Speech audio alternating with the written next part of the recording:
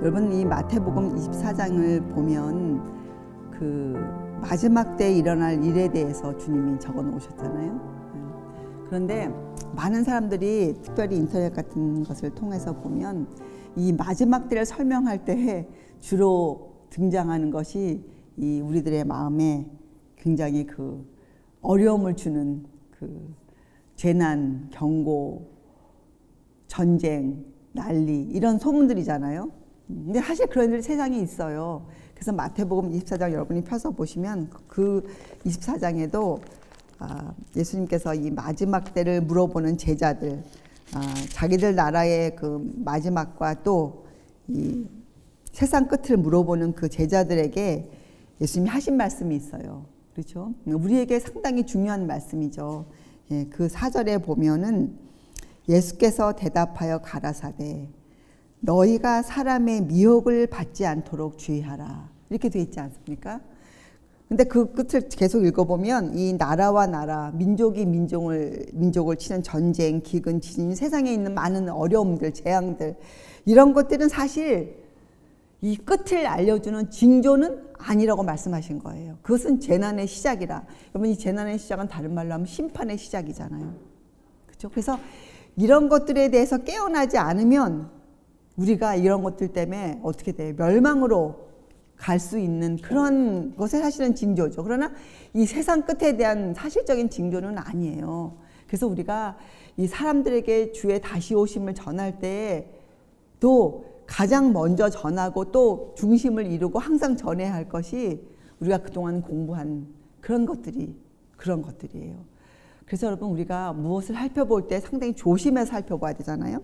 예수님께서도 그것을 다 아시고 이 끝을 알고 싶어하는 사람들에게 사람의 미혹을 받지 않도록 주의하라. 이렇게 설명하셨어요. 너희가 사람의 미혹을 받지 않도록 주의하라. 그래서 여러분, 이 말씀과 우리가 그동안 공부한 산상수훈을 끝내는 마태복음 7장 끝도 같은 말씀으로 말씀하세요. 그래서 마태복음 7장을 보면 예수님께서 이 산상수훈, 산 위에서 이 모범적인 교훈을 주시면서 끝을 내실 때에도 뭐라고 내립니까? 나더러 주여 주여 하는 자마다 천국에 다 들어갈 것이 아니요 다만 하늘에 계신 내 아버지의 뜻대로 행하는 자라야 들어가리라. 이렇게 말씀하셨어요. 그리고 끝에는 예수님이 그렇게 믿지 아니하면, 그렇게 믿고 행하지 아니하면 이 너희들이 그 짓는 집은 언젠가는 무너지리라. 이렇게 경고하셨어요. 그렇죠? 자, 그래서 오늘 우리가 그 말씀들을 살펴보면 여러분, 이 거짓된 가르침, 특별히 거짓 교사들, 성경은 이 거짓 선지자들을 조심하라는 말씀을 상당히 많이 하고 있어요. 특별히 세상 끝이 이르면 이를수록 이 잘못된 이론들을 우리가 상당히 주의하여 살펴봐야 할 것이에요. 그렇죠? 자, 여기 25절, 7장 25절에 보면 이렇게 돼 있어요.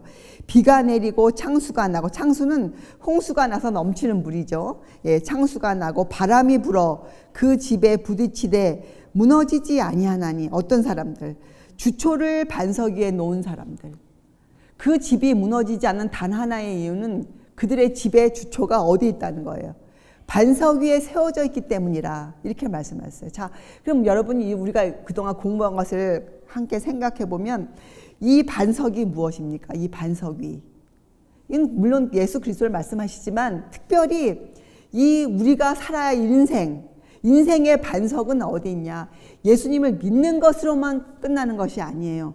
그분의 말씀을 듣고 믿고 뭐예요? 실천하는 것. 거기까지 포함되어 있는 거예요. 성경은 분명히 우리에게. 그래서 여러분, 다른 가르침이 없더라도 이 마태복음 산상수훈만 자세히 살펴보아도 성경은 명백하게 우리를 인도하세요. 주의 말씀을 우리가 어떻게 취급해야 되며 그 말씀을 어떻게 우리가 삶의 지침으로 삼아야 하는가를 분명히 우리에게 알려주고 있어요. 이 말씀을 실천해야 한다는 것은 여러분 그저 말씀을 듣고 그냥 즐거워하는 그런 것이 아니에요. 이 말씀은 우리 인생의 그때그때 모든 일에 이 말씀을 적용시킬 수 있어야 하는 것이에요. 그렇죠? 그렇게 하는 사람들은 어떠한 일이 인생에 놓여져도 그 인생이 흔들림을 받지 않는다. 영생을 얻으리라. 이렇게 말씀하신 거잖아요. 그래서 우리가 저번 시간에도 욥의 고백을 배우지 않았습니까? 욥이 뭐라고 고백했어요? 그분께서 나를 죽이실지라도 나는 그분을 신뢰하리라. 신뢰할 것이요 오직 나는 나 자신의 길을 유지할 것이라. 이렇게 욥이 고백하지 않았습니까? 이런 고백을 모든 믿음의 조상과 선배들과 선지자들이 하였어요. 에스더는 뭐라고, 그는 왕후였어요. 그가 뭐라고 고백했습니까? 예, 그가 어려운 일을 앞에 놔두고 그가 뭐라고 고백해요? 죽으면 죽으리라. 죽으면 죽으리라. 여러분과 저도 인생을 살면서 일어나는 많은 일들이 있어요. 작은 일들, 큰 일들, 또 어떤 때는 예기치 않았던 일들. 그런 많은 일들 앞에서 우리의 마음이 단호한 결심을 갖고 있어야 돼요. 여러분, 이 마음의 뜻, 심지가 두 가지로 나와요. 자, 마음의 품은 뜻을 얘기할 때는 이 심지가 어떻게 돼요? 곧아야 돼요. 주님을 향해서 우리 마음이 곧아야 돼요. 그러나 마음의 밭을 얘기할 때는 우리 심지가 어떻게 될까요? 예, 심지가 굳어야 돼. 단단해야 돼요. 우리는 이 마음의 밭이 흔들려서는 안 돼요. 우리가. 그렇죠? 자, 여러분, 그런데 우리가 그분의 가르침에 순종하려면, 믿고 듣고 믿은 것을 실천하려면 우리에게 순종이 필요하지 않습니까? 예. 근데 이게 순종하려면 여러분, 우리의 모든 사상과 우리의 행동의 습관이 변해야 돼요. 그죠? 성경은 사도 바울은 이것을 우리에게 이렇게 로마서 12장에서 너희 몸을 거룩한 산제사로 드리라. 이것이 너희의 드릴 영적 예배니라. 그리고 그것을 위해서 그 다음 절에 뭐라고 썼습니까? 너희는 이 세대를 본받지 말고 마음을 새롭게 함으로 변화를 받아. 이렇게 적어 놓았어요. 여러분, 우리는 옛적 길, 선한 길을 볼 수 있어야 돼요. 이 세대를 본받으면 안 돼요. 이 세대의 편리함과 안이함을 절대로 우리 생활의 지침으로 넣어서는 안 돼요. 우리 생활의 지침은 뭐예요? 우리 어저께도 공부한 것처럼 뭐예요? 우리가 이 육신이 닳도록, 우리의 정신 세계를 정말 연구해 개발시켜서 우리가 뭘 해야 돼요? 힘을 다하여 수고해야 돼요. 사도 바울도 고백했잖아요. 내 속에서 능력으로 역사하시는 이의 역사를 따라 나도 힘을 다하여 수고하노라. 우리 마음에 이런 작정이 새겨져야 돼요. 내가 순종하리라. 내가 주의 말씀이라. 내가 들으면 내가 순종하리라. 여러분, 예전에 백성들은 그렇게 하지 않았어요. 그래서 에스겔 선지자가 33장에 이렇게 말했어요. 그 백성들을 향해서 백성이 모이는 것 같이 내게 나오며 내 백성처럼 내 앞에 앉아서 내 말을 들으나 그대로 행치 아니하니 이는 그 입으로는 사랑을 나타내어도 마음은 이욕을 쫓음이니라. 그들이 너를 음악을 잘하며 고운 음성으로 사랑의 노래를 하는 자같이 여겼나니 내 말을 듣고도 준행치 아니하리이다. 여러분, 사람이 아무리 경건의 모습을 갖추고 있어도, 아무리 거룩하게 보이는 교회 안에 가서 앉아 있어도 그 사람의 마음이 이욕을 쫓는 마음, 아무리 입으로 사랑의 노래를 아름다운 목소리로 음을 맞추어 화음을 맞추어 찬송을 올려 들어도 그것이 주님의 귀에는 간합되어질 수가 없어요. 주님께서 들으시는 그 음성은 어떤 음성뿐이에요? 우리의 상하고 통해하는 심령뿐이에요. 음이 안 맞고 소리가 나오지 않아도 우리의 마음이 울려내는 그 우리의 상한 마음, 주님의 뜻대로 살지 못해서 우리 마음에 느끼는 그 슬픔들, 그죠? 그런 것들이 우리 마음에 터져 나올 때 주님은 그 음성을 들으세요. 주님은 우리의 마음을 읽으세요. 자, 그래서 여러분, 이 예수께서 하신 말씀을 실천하는 것이 얼마나 중요한지 모르겠어요. 성경은 여기에 대해서 전혀 다른 말씀을 하고 계시지 않으세요. 자, 그래서 오늘 우리가 또 하나 살펴볼 것은, 여러분, 이 산상수훈 또 성경에 있는 모든 말씀들은 율법에 대해서 정확히 우리에게 알려주고 계시죠. 그리고 이 하나님의 본성에 대한 위대한 원리가 나타나 있어요. 우리가 그동안 공부했잖아요. 성육신의 비밀. 하나님의 비밀. 그것이 충분히 나타나 있어요. 성경에는. 자, 그래서 여러분, 우리는 이 말씀을 받아들여야 돼요. 얼마나 예수님께서 우리가 그동안 공부했지만 이 율법과 하나님의 본성에 대한 위대한 원리를 구체적으로 설명해 주셨습니까? 우리가 어떻게 남을 취급해 줘야 되며, 그렇죠? 우리가 어떻게 사랑을 표현해야 되며, 우리가 어떻게 살아야 하며, 어떻게 취급하고 어떻게 살아야 하는지를 얼마나 구체적으로 표현해 주셨어요. 하나님의 법을 통해서. 그렇죠? 자, 예수님은 하나님의 말씀이시며 하나님의 계시잖아요. 성육신이시잖아요. 거룩한 말씀이 육신이 되어 이 땅에 오신 분이시잖아요. 그분은 하나님의 품성, 하나님의 율법, 하나님의 사랑, 하나님의 생명을 우리에게 그대로 보여주신 분이에요. 그 말씀을, 그 하나님을 우리가 보고 만질 수 있도록 해주신 분이 바로 우리의 주님이세요. 그렇죠? 그래서 그분만이, 그분의 그 삶만이 우리의 삶의 유일한 기초가 되어져야 돼요. 그렇죠? 그래서 여러분, 거룩이란 것은 우리가 모든 것을 하나님께 바친 결과가 거룩이에요. 우리가 그저 거룩한 것처럼 행동하는 것이 거룩이 아니고, 우리가 그렇게 살 때, 우리가 주의 말씀을 실천하며 살 때 우리한테 이루어지는 것이 거룩이에요. 그것이 경건의 비밀 아닙니까? 그렇죠? 그리고 그것은 하늘에 계신 우리 아버지의 뜻을 행하는 것이에요. 그렇죠? 자, 여기에 대해서 좋은 예가 성경에 나와 있어요. 여러분, 이스라엘이 이 가나안 땅은 약속의 땅 아니었습니까? 이 가나안 땅을 들어갈 때 그들이 가나안 땅 그 아주 가까운 곳에 이 천막들을 치고 살지 않았습니까? 근데 그걸로 족하지 않았죠. 가나안 땅에 대한 지식을 배우거나 가나안 땅에서 부를 노래를 먼저 배우거나 그것으로 가나안 땅에 실제로 들어갈 수가 없었어요. 그들이 가나안 땅을 어떻게 해야만 들어갈 수 있었습니까? 그렇죠. 하나님이 지시하시는 그 말씀에 따라서 순종했을 때, 그 순종이 어떤 거였어요? 그 땅을 어떻게 하는 거예요? 예, 점령하는 것이었어요. 그렇게 함으로써만이 그들이 그 땅을 들어가서 그 땅을 자기들의 나라로, 자기들의 소유로 삼을 수 있지 않았습니까? 그것처럼 우리의 신앙 또한 하나님을 믿는 믿음, 그 옛날 이스라엘 백성들이 그 조건에 응해서 가나안 땅을 얻었던 것처럼 우리들도 하나님이 내주신 조건이 뭐예요? 그 말씀을 행하라 아닙니까? 그 말씀을 행하라. 예. 그분의 그 말씀을 믿고 그 믿음을 우리가 활용함으로써 앞에 공부한 것처럼 사도 바울의 그 로마서 12장 말씀처럼 어떻게 하는 거예요? 우리가 거룩한 산 제사를 드림으로, 영적 예배를 드림으로 이 세대를 본받지 않고 우리의 마음을 새롭게 하여 변화를 받음으로 우리가 어떻게 해요? 하나님의 약속을 얻을 수 있는 것 아닙니까? 하나님께서는 또 우리가 어저께 히브리서 공부했지만 우리가 뭘 주셨어요? 변치 않을 두 가지 사실을 주셨어요. 그게 뭐예요? 예, 하나님이 약속해 주셨고 또 어떻게 했어요? 맹세해 주셨어요. 우리에게 그 소망이 있는 것은 그것이 바로 우리 영혼의 닭 같아요. 우리가 이 하나님 주신 약속을 우리의 소망으로 삼을 수 있어야 돼요. 주께서 이 땅에 다시 오신다, 우리를 데리러 오신다는 그 사실이, 그 약속이 우리 안에 소망으로 자리를 잡아야 돼요. 그렇게 되려면 뭘 먼저 하라는 거예요? 예, 그 말씀을 듣고 그 말씀에 순종하라.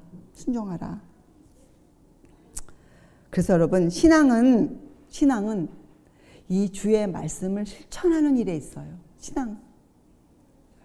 그래서 여러분, 로마서 8장에 하나님의 자녀란 성령에 의해 인도되는 자들이다, 이렇게 돼 있죠. 무릇 하나님의 영으로 인도함을 받는 그들은 곧 하나님의 아들이라.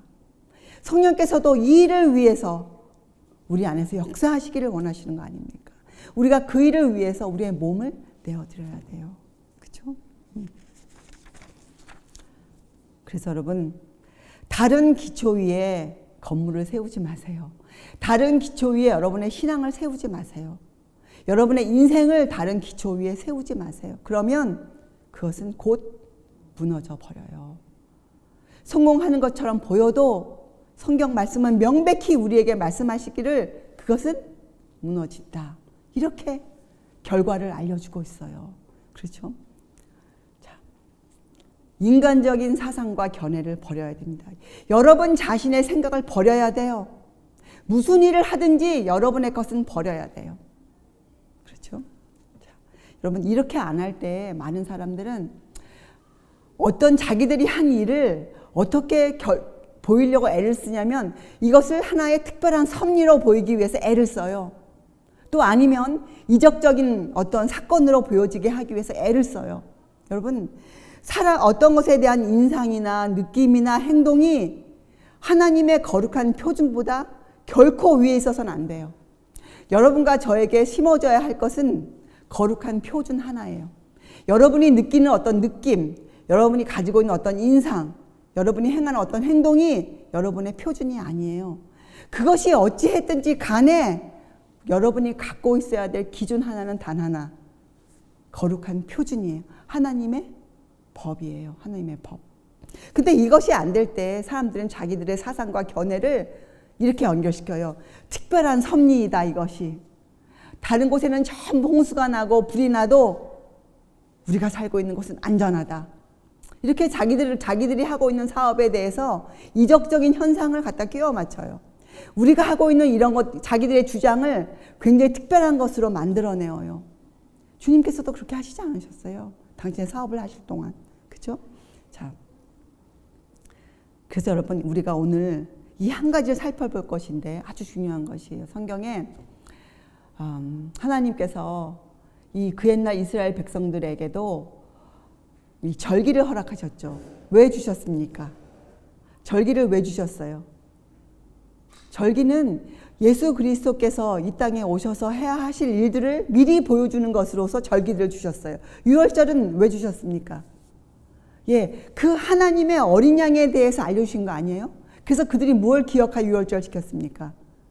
하나님의 어린 양이 하실 일이 뭐였어요? 우리를 죄에서 구원하실 자 아니십니까? 그래서 이스라엘 백성이 무엇을 기억했어요? 애굽에서 그들의 종되었던 것을 기억하지 않았습니까? 유월절. 그래서 성경에는 이것을 대신하여 우리에게 주신 예식들이 있어요. 그런데 슬프게도 그 옛날 유대 백성들처럼 지금 그리스도인이라 하는 사람들도 이 예식을 그저 교회 안에 하나의 행사로만 지키고 있다는 것이 참으로 슬픈 사건이에요. 성경의 고린도서 11장에 보면요, 이 주의 죽으심을 기억하여 전하라는 그것을 그 성만찬 예식을 설명하면서 사도 바울이 이런 글을 적었어요. 지금 교회 안에 약한 자가 많고 병든 자가 많고 잠자는 자가 많은 이유는 바로 이 주께서 주신 이 말씀이 살아있지 않고 이 예식이 그저 그 옛날처럼 하나의 형식으로 전락되어졌던 것에 그 원인을 두고 있어요. 여러분. 그래서 여러분과 저의 마음에는 성경 말씀이 살아있어야 돼요. 자, 오늘 한번 살펴봅시다. 사도 바울은 이것 때문에 침례를 이렇게 표현했어요. 사도 바울은 나는 날마다 죽노라. 여러분 세 가지 예식이 있어요. 그리스도인에게는 예전에 이 유대 백성에는 6절기가 있지 않았습니까? 이 시대 그리스도인들에게는 하나님께서 세 가지의 예식을 허락하셨어요. 자, 첫째가 침례 예식이에요. 근데 이것도 엄연한 침례인데 사람들이 이것을 자꾸만 세례라고 불러요. 근데 그것은 인간의 견해거든요. 성경은 분명히 이것을 침례라고 부르고 있어요. 침례 예식이 있어요. 자, 그리고 세족 예식이 나와 있고, 그리고 성만찬 예식이 나와 있어요. 이렇게 세 가지 예식이 나와 있어요. 성경에는.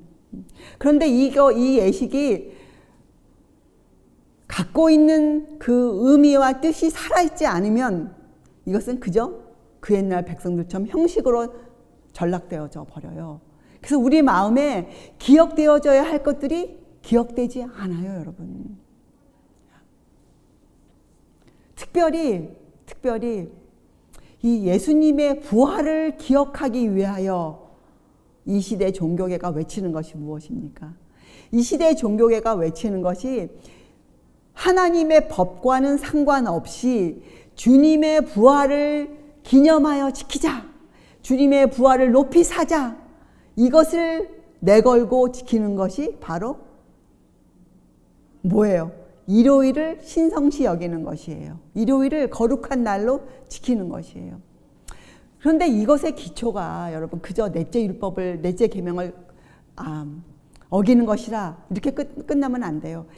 이 일요일을, 예수님의 부활, 일요일을 거룩하게 지키고 싶어하는 사람들, 하나님의 말씀을 제대로 배우지 못한 사람들에게 우리가 이것을 그대로 전하기 위해서는 우리가 성경 말씀을 잘 알고 있어야 돼요. 왜 사람들이 주의 부활을 그렇게 열심히 지키고 싶어 하는가? 성경 말씀에 나와 있기 때문이에요. 고린도전서 11장에 그렇게 나와 있죠. 주의 죽으심을 오실 때까지 전하는 것이니라. 이것을 성만찬 예식을 주신 목적이라고 적혀져 있어요. 주의 죽으심을 오실 때까지 전하는 것이니라. 자, 그래서 여러분, 제가 여러분께, 여러분이 좀 더 이 세 가지 예식을 더 정확하게 한눈에 이해하실 수 있도록 제가 이렇게 한번 적어 보았어요. 자, 세 가지 예식이 있어요. 침례 예식이 있죠. 그리고 특별한 사람들만 하는 것처럼 여겨지는 세종 예식이 있어요. 제자들의 발을 씻겨주신 예식이잖아요. 자, 그리고 성만찬 예식이 있어요.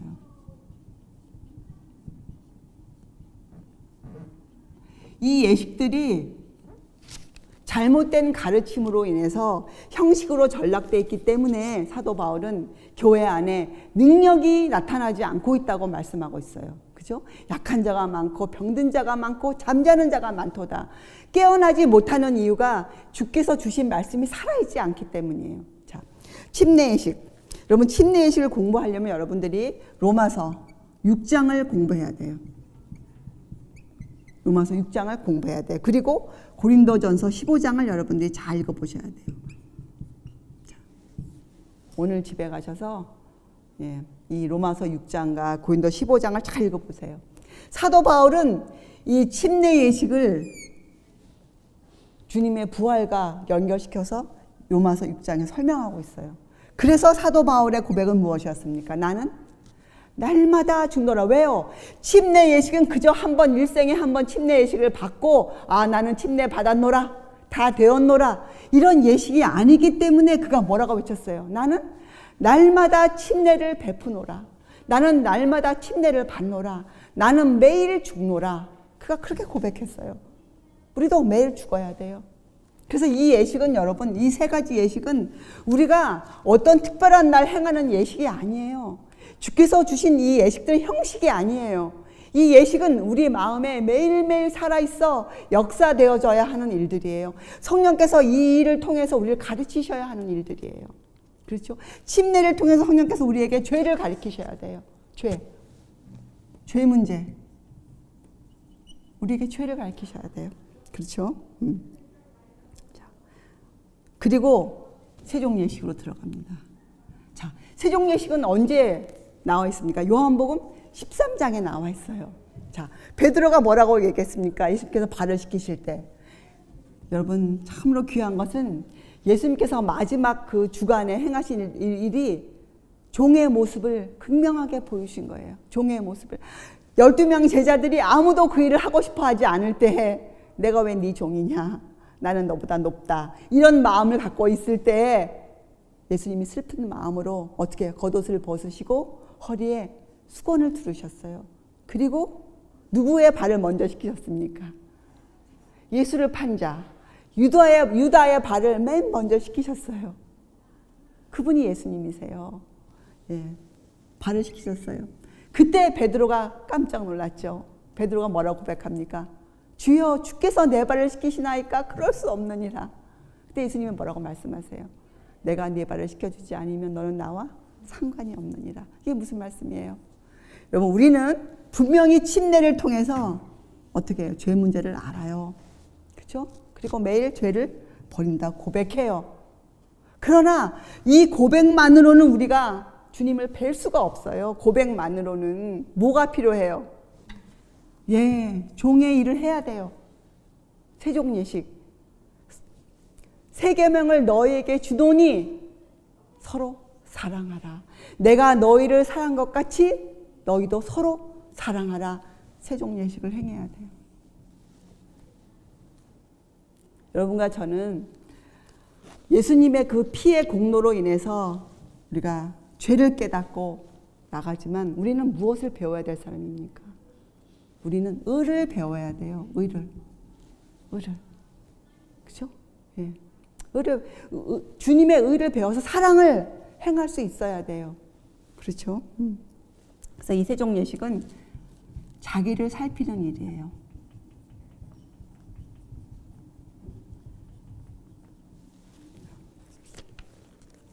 왜 그렇습니까? 우리들이 여러분 죄에서 죄를 깨닫고 우리가 회개하고 나아가지만 매일매일 우리의 삶은 실제적으로 무엇이 놓여져 있습니까? 예, 우리가 유혹을 매일 맞고 있어요. 유혹을 마주대하고 있잖아요. 우리가 예수님의 고백처럼 저는 나와 상관할 것이 없도다 이렇게 되려면 우리가 어떻게 해야 돼? 그 유혹을 싸워서 이겨야 되지 않습니까? 우리는 하나님의 은혜가 필요해요. 우리를 정결케 하시는 그 일이 필요한데 이것은 그저 우리가 가만히 있는데 주님이 말씀을 우리를 정결해 주는 게 아니에요. 우리가 나가서 믿음의 선한 싸움을 싸울 때 우리가 은혜를 힘입어서 우리 힘으로 싸우는 게 아니잖아요. 우리가 은혜를 힘입어 싸울 때 그때 우리가 형제들의 발을 씻겨줄 수 있는 거잖아요. 그렇죠? 그 은혜가 필요하죠. 예수님께서는 이 제자들의 마음에 서로 그 불붙고 있는 누가 더 큰가 누가 더 잘났는가 이런 이간의 마음, 간사한 마음, 또 질투, 교만을 씻어버리기를 원하셨어요. 그때 예수님께서. 그래서 종회를 행하셨잖아요. 자, 여러분 보세요. 여러분이 주님 앞에 무릎을 꿇었어요. 실제적으로. 그리고 주님 돌아봤어요. 그리고 하나님의 사랑을 기억해내요. 주님께서 왜 나의 구주가 되셨는가, 내가 얼마나 극악한 죄인인가를 기억해낼 때 또한 동시에 여러분이 뭘 기억합니까? 그걸로 끝납니까? 여러분이 뭘 기억해내요? 내가 받은 사랑을 기억하지 않습니까? 내가 죄인이었을 때 하나님이 나한테 베푸신 사랑. 그때 여러분 여기서 잊지 말아야 할 것이 있어요. 하나님이 그 사랑을 어떻게 우리에게 드러내십니까? 하늘에서 사랑이 떨어집니까? 형제와 자매들을 통해서 그 사랑을 나타내시잖아요. 그럼 내가 형제들로부터 받은 뭐가 보여져야 돼요? 형제들로 받은 나에게 베푼 그들의 친절, 그들이 나에게 베풀어준 호의, 내가 받은 사랑이 떠올라야 돼요. 근데 그게 안 떠오른다. 그것은 죄를 제대로 보지 못한 거예요. 죄를 회개하지 않은 거예요. 우리 죄는 하나님 앞에서 판단을 받아야 돼요. 하나님이 보시는 것처럼 우리가 우리 죄를 볼 수 있어야 돼요. 하나님의 판단을 받아야 돼, 죄는. 그렇잖아요? 자. 그런데 그런 하나님의 자비를 남용하고 그런 친절을 등한히 여긴 일들을 잊어버리면 우리가 되지 않죠. 이런 것들을 기억하는 것이 자기를 살피는 일이에요. 자기를 살피는 일. 그렇죠? 여러분, 이것을 잘하지 못하면 우리의 신앙의 주초로 세워져 있는, 아까 주초로 세운 게 뭐예요? 말씀을 실천하는 거 아니에요? 그것을 다른 말로 뭐라고 여러분 부를 수 있을까요? 우리의 신앙생애의 주초를 이루는 것, 주의 말씀을 실천하는 것인데 이것 때문에 주님이 그렇게 사셨잖아요. 우리의 주시기 위해서. 로마서 13장 10절의 말씀이잖아요. 뭐예요? 이웃에게 악을 행치 아니하나니 사랑은 율법의 완성이니라. 이것이에요. 사랑의 사랑. 율법을 완성하는, 하나님을 사랑하고 이웃을 사랑하게 하는 그 율법의 완성, 사랑. 그것이 우리의 삶의 주초를 이루고 있어야 돼요. 삶의 주초. 그게 말씀을 실천하는 것이잖아요. 율법의 강령이고 선지자의 강령이고. 근데 여러분, 이런 것들을 자기를 살피지 않으면 여러분, 그 나무, 우리를 지탱하고 있는 사랑이라는 나무가 쓸려 내려버림을 당해요. 왜요? 그 마음에 쓴뿌리가 남아있기 때문이에요. 마음에 이거 살펴보지 않으면 앙금이 남아있어요. 자기 마음에. 그거 쓴뿌리예요. 그 쓴뿌리는 그 자기 마음에 있는 사랑, 남에게 받은 친절과 호의, 이런 것들을 다 밀어내요. 그래서 마음이 냉랭해져요. 냉정해져요. 그래서 하나님이 죄를 보시는 것처럼 죄를 보지 못해. 죄가 드러나지 않아요. 자, 여러분, 구체적으로 우리가 주님 앞에 무릎을 꿇으면 무엇이 보여야 합니까? 내 품성의 결함이 보여야 돼요. 그렇죠? 내가 참 지독히 성질머리가 나쁘구나. 이런 내 품성의 결함들. 그렇죠. 또 의무에 대한 태만인데 이게 뭐예요 도대체? 의무에 대한 태만. 기독교의 황금률이 무엇입니까? 그렇죠. 내가 남을 어떻게 취급하느냐 이것이잖아요. 내가 형제를 잘못 취급한 것들이 떠올라야 돼요. 그리고 하나님께 그 모든 일로 인하여 감사치 않았던 것들. 그렇죠? 그래서 이 형제들을 냉정하게 대했던 일들. 이런 것들이 낱낱이 내 마음에 떠올라야 돼요. 자기를 살피는 일을 하고 있어야 돼요. 그러면 우리가 의를 배워요. 형제들의 발을 자원하여 시키죠. 여러분 예배, 우리가 아까 영적 예배라는 걸 배웠지 않습니까? 예배가 무엇입니까? 예배. 영어 단어는 이런 단어가 적혀져 있어요. 다 대문자로 써야죠. 소문자. 자, 이게 뭐예요? 그렇죠? 봉사가 예배예요. 봉사가 예배예요. 그런데 사람들이 주님에 대해 잘 모르니까 예배를 어떻게 드려요? 봉사의 마음 없이 그저 경건의 모습을 가장하여 교회에 가는 것으로 예배를 드린다고 생각하죠. 아니에요. 우리가 드려야 할 예배는 영적 예배예요. 우리가 드려야 될 예배는 예수님의 생애를 통해서 그분의 봉사하는 모습을 우리가 직접 보고 그 모습을 따라, 그 내용을 따라, 의미를 따라 우리가 인생을 사는 것. 그것이 영적 예배예요. 그렇죠?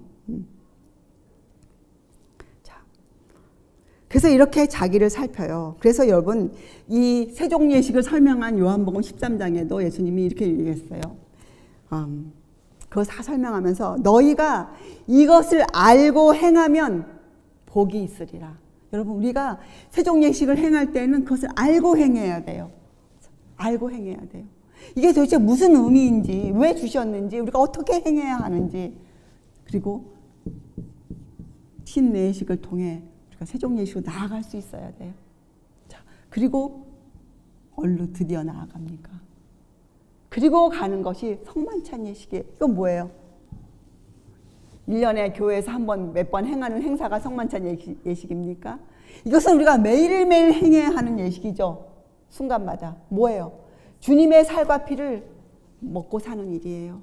여러분 어떻게 우리가 주님의 살과 피를 순간순간 안 먹고 우리가 생명을 유지할 수 있습니까?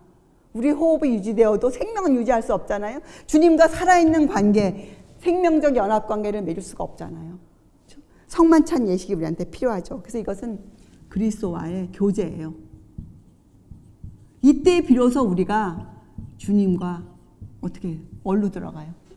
예, 주님과의 교제에 들어가는 거예요. 그래서 여러분 성만찬 예식은 고린도서 11장 그리고 누가복음 22장 마태복음에도 나와 있고 마태복음, 요한복음 다 나와 있어요. 이 성만찬 예식에 마가복음에도 나와 있고 이 성만찬 예식은 우리에게 왜 주셨는가? 유월절을 대신하여 주셨어요. 유월절에 뭘 기억했습니까? 그들이 애굽의 종되었던 걸 기억하지 않았습니까? 성만찬 예식은 그 예수님의 그 겸손의 봉사, 그죠? 그분의 겸손과 봉사의 교훈을 우리로 하여금 기억해 하여 주시기 위해서 주신 것이 성만찬 예식이에요. 주님의 피와 살을 먹는 것, 주의 말씀을 여러분이 매일매일 상고하는 그 목적이 무엇이냔 말이에요. 그게 뭐예요? 그분의 겸손을 배우는 것이에요. 그리고 그분의 봉사, 그분의 희생을 배우는 것이. 그래서 주님께 예배 드릴 수 있는 사람, 주님께 예배를 드릴 수 있는 사람이 되는 것이에요. 이것이 교회에 주신 예식들이에요. 그런데 잘못된 가르침을 배우면, 거짓 교사들한테 미혹을 당하면 어떻게 될까요? 이것이 그저 형식으로 전락되어져 버려요. 그래서 예수님께서도 그렇게 간곡히 우리를 경고하셨어요. 사람의 미혹을 받지 않도록 주의하라. 여러분 무엇을 보시든지 읽든지 듣든지 그것이 주의 율법과 맞는지 살펴보셔야 돼요. 혹시 그것이 주의 율법을 경하게 여기는지, 주의 말씀의 수준을 내려뜨리는지. 여러분, 어떤 예를 들 때에도 참 조심해야 되는 것이, 그 예가 주의 말씀의 수준을 떨구는 것일 때에는 결코 사용해서는 안 돼요. 주의 말씀은 하늘의 것이잖아요. 하늘. 높은 하늘의 것을 땅의 것으로 어떻게 설명할 수 있겠어요? 예를 들 땐 정말 성경을 벗어나지 말아야 돼요. 참으로 이 설교자들의 책임이 무섭죠. 교사들의 책임이 참으로 무서운 것이에요. 그래서 여러분, 정말 조심하셔서 여러분이 듣고 보고 읽으세요. 그렇죠? 그래서 여러분, 우리들은 매일매일 날마다 죽노라. 그 구역을 통해서 여러분 자신을, 하나님께서 여러분을 살펴보시는 것처럼 여러분 자신을 살펴봐야 돼요. 내 품성의 결함과, 그렇죠? 내가 형제들에게 태만히 했던 일들, 내 의무를 태만히 했던 그 일들, 그렇죠? 그래서 하나님께 감사치 않았던 것들. 여러분, 어떻게 하나님께 감사드립니까? 좋은 일 때만 감사드려요? 아니잖아요. 나에게 베푸신 그 인자하심, 형제들을 통해 베푸신 사랑, 이런 것들에 대한 내가 태만했던 것들, 그래서 형제들을 냉랭히 대했던 것들, 무화과 잎으로 나를 가리고 있었던 것들, 그런 것들을 살펴보는 거예요. 그래야 여러분 우리가 얼루 들어갈 수 있어요. 그래야 여러분 주님의 피의 공효가 나에게 효력이 있어요. 주님께서 피를 흘리신 그 희생이 나에게 효과를 줄 수 있는 거예요. 이것이 안 되기 때문에 여러분 우리에게 능력이 없는 거예요.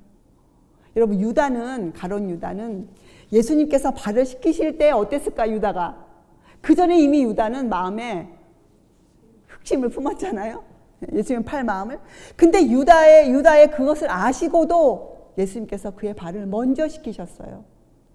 유다는 높은 자가 되고 싶어서 예수님이 옆을 비집고 들어갔지만 예수께서는 그것을 아시면서도 그 유다의 발을 맨 먼저 씻기셨어요. 그때 유다 마음이 어땠을까요, 여러분? 성경에 나와 있지 않지만 유다가 죽을 때 한 행동으로 봐 우리가 알 수 있어요. 유다는 그때 마음이 흔들렸어요. 이분이 나의 구주시다. 유다 그 마음 들었어요. 유다가. 그때 유다가 마음에 회개코자 하는 그런 충동이 일어났어요. 근데 그때 유다가 그 선한 것을 어떻게 했습니까? 유다가 어떻게 했어요? 네, 그 순종하지 않았어요. 그 말씀에 순종하지 않았어요. 유다는. 그리고 유다는 순종하지 않았을 때 그때 든 생각이 뭐예요? 이분 겨우 이만한 일을 하셔? 이 사람이 어떻게 이스라엘의 왕이 되나? 이런 마음이 들었어요, 유다가. 그래서 예수님을 팔아 넘기기로 마음을 작정했어요, 유다가. 그리고 유다가 뭐가 했습니까? 성이 나서 박차고 나갔어요, 유다는. 성이 나요. 왜 사람들이 화가 납니까? 자기에게 호의를 베푸는 형제를 보고도 왜 화가 납니까? 마음의 쓴뿌리를 왜 안 내버립니까? 이유가 뭐예요? 주의 말씀을 보고도 그들이 매일 죽지 않기 때문이에요. 자기의 죄를 하나님처럼 살펴보지 않기 때문이에요. 그래서 그들이 유다처럼 순종하지 않는 거예요, 말씀에. 여러분, 우리는 지금 무엇을 할 수 있습니까? 지금 당장 우리가 이 놀라운 진리를 우리가 어떻게 실천하겠어요? 한 가지만 하면 돼요. 우리의 마음을 어떻게 먹으면 돼요? 주의 말씀에 순종하겠노라. 주의 말씀에 내가 무릎을 꿇겠노라. 그 마음만 먹으면 된다고 성경 우리를 가르치고 있어요. 그래서 저번 시간에 우리가 뭐라고 배웠습니까? 믿는 첫 번째 단계가 뭐예요? 하나님의 사랑을 알고 믿는 거예요. 근데 이 사랑을 알려면 우리가 뭐가 먼저 돼야 돼요? 네, 자아 굴복이 먼저 되어져야 되는 거예요. 똑같아요, 여러분. 우리가 매일 죽어야, 진짜로 죽어야 돼, 우리의 죄를, 우리가 주님의 판단을 받아야 돼요. 그리고 우리가 나를 살펴야 돼요. 그래야 우리가 주님과 교제에 들어갈 수 있어요. 여러분, 더욱 높은 영적인 생애가 여러분 소망 아니세요? 매일매일 주님과 함께 먹고 마시는 것이 우리의 소원 아니에요? 계시록에 뭐라고 나와 있습니까? 내가 너희의 문을 두드리노니, 그렇죠? 지금 이 라오디게아 교회 하신 말씀이잖아요. 문을 두드리노니 문을 열면 내가 들어가 너로 더불어 먹고 마시리라. 문을 열면이 뭐예요? 문을 열면 어떻게 하면 문을 연다는 거예요? 우리가 뭘 하라는 거예요? 우리 보고. 그렇죠. 매일 죽노라. 나는 날마다 죽노라. 그 마음에 순종하겠노라. 주의 말씀이면 내가 순종하겠노라. 여러분, 우리가 할 수 있는 것은 단 한 가지뿐이 없어요. 우리가 어떻게 뭘 할 수 있겠어? 우리 같은 사람들이 우리 아무것도 할 수 없어요. 그러나 성경 우리에게 한 가지를 요구해요. 뭐예요? 우리의 의지를 주께 드려라. 우리의 생각과 방법을 주님께 드려라. 우리가 갖고 있는 인간적인 견해나 사상을 다 버리고 주님께 그것을 드려라. 그래서 주께서 우리를 새로운 사람으로 만들어 주시기를 그것을 간구드려야 돼요. 성령께서도 이 일을 하시기 위해서 온갖 애를 쓰고 계세요. 지금. 그렇죠? 그래서 여러분, 결코 유다를 닮아서는 안 되죠. 우리가. 그렇잖아요, 여러분. 하나님의 호소가 이렇게 적혀져 있습니다. 에스겔서 33장 11절. 주 여호와의 말씀에 나의 삶을 두고 맹세하노니 나는 악인의 죽는 것을 기뻐하지 아니하고 악인이 그 길에서 돌이켜 떠나 사는 것을 기뻐하노라. 이스라엘 족속아 돌이키고 돌이키라. 너희 악한 길에서 떠나라. 어찌 죽고자 하느냐 하셨다 하라. 자, 누가복음 13장 34절 35절. 예수님이 우셨어요. 예수께서 예루살렘아 예루살렘아 선지자들을 죽이고 내게 파송된 자들을 돌로 치는 자여 암탉이 제 새끼를 날개 아래 몸같이 내가 너희의 자녀를 모으려 한 일이 몇 번이냐. 그러나 너희가 원치 아니하였도다. 보라 너희 집이 황폐하여 버림바 되리라. 내가 너희에게 이르노니 너희가 주의 이름으로 오시는 이를 찬송하리로다 할 때까지는 나를 보지 못하리라 하시니라. 여러분, 예수님은 마지막까지 그 예루살렘 그 백성이 돌아오기를 기다리셨어요. 그럼 지금은 고린도후서 6장 2절. 가라사대 내가 은혜 베풀 때에 너를 듣고 구원의 날에 너를 도왔다 하셨으니 보라 지금은 은혜 받을 만한 때요. 보라 지금은 구원의 날이로다. 여러분, 이 음성이, 이 소리가 여러분의 귀에 하나님의, 예수님의 그 음성, 그 눈물 섞인 음성, 예루살렘을 바라보시고 우시던 그 장면이 우리의 마음에 얼마나 감동을 주고 있습니까? 근데 그것을 더 넘어서 지금 여러분과 나를 향해서, 저를 향해서 예수께서 호소하시는 그 음성, 은혜를 받을 때다. 지금은 은혜의 시기로라. 문을 열어라. 나와 함께 먹고 마시자. 나의 피를 먹어라, 마셔라 하는 그분의 그 음성을 오늘 여러분과 제가 귀를 기울여 그 잔잔한 음성에 응답하는 우리가 되기를 진심으로 바랍니다. 예, 기도하시겠어요? 하늘에 계신 저희들의 아버지시여 하나님, 저희들 오늘 주의 말씀을 함께 읽었습니다. 한 성령께서 저희들을 위해 계시오니 저희들의 마음을 연합하여 저희들이 주의 말씀을 먹고 마시며 실천하는 일에 부족함이 없도록 도와주시옵소서. 주님, 저희들은 아무것도 할 수 없는, 주님께 가져갈 것이 아무것도 없는 그러한 사람들 뿐입니다. 주님, 저희가 죄인 되었을 때 저희를 먼저 사랑해 주신 그 하나님의 사랑을 저희가 알고 주님 믿는 그런 믿음의 자녀가 되게 하여 주시옵소서. 그리하여 그 믿음으로 믿음에 이르는 시작할 때 확실한 것을 끝까지 견고히 붙잡을 수 있는, 그리하여 그때 주님의 오실 날을 마음에 새기고 그날을 기다리며 사모하며 바라며 사는 주님, 그런 아름다운 그리스도인 되게 하여 주시옵소서. 그날의 소망으로 저희의 모든 삶이 불타오르고 그날을 위해서 저희가 삶을 헌신할 수 있는 그러한 사람 되기 원하오니 주님, 이 소원이 이루어지도록 주님께서 저희들을 길러주셨으니 끝까지 주님 저희들을 보호하실 것을 저희가 믿습니다. 주님, 이 교회를 향한 주님의 사랑과 주님의 축복을 저희가 등한시 여기지 아니하고 주님 저희가 함께 걸어갈 수 있도록 주님 도와주시옵소서. 감사드리오며 귀하신 우리 구주 예수 그리스도의 이름으로 아버지께 간절히 기도드리옵나이다. 아멘.